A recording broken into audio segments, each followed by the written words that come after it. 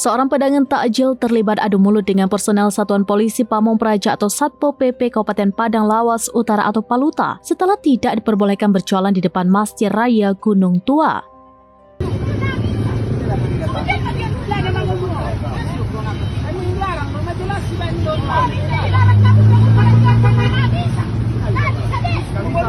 Insiden tersebut terjadi saat penertiban pedagang di kawasan sekitar masjid dan menjadi perbincangan warganet setelah videonya beredar di media sosial. Dalam rekaman yang salah satunya dibagikan akun Instagram @visit.gunungtua, terlihat suasana memanas ketika pedagang meluapkan kekesalannya dengan membuang seluruh dagangan takjil yang telah disiapkan untuk dijual. Aksi tersebut memicu perhatian masyarakat.